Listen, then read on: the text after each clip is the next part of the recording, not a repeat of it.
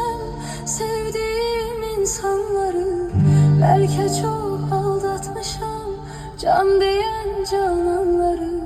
Sonda görmezden gelip ettiğim nöksanları, var ümidim affedersen sen beni.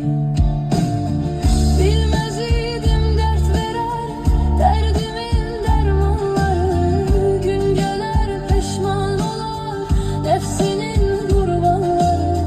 Dünya tahtinden salar şahları sultanları, etibarsız dünyaya etibar etmek günahtır, intihar etmek günahtır.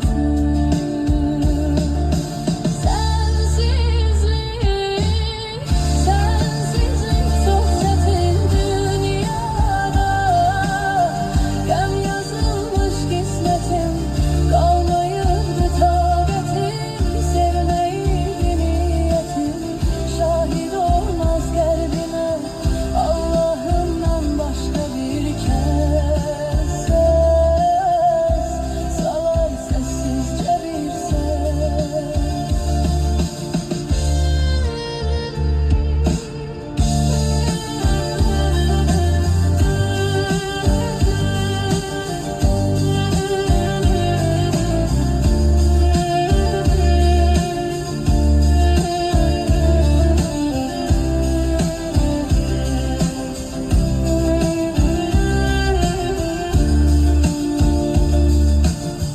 Sen gelen günden beri besvedir sözler seni, ruhum ardıncan gelir gölge tek izler seni.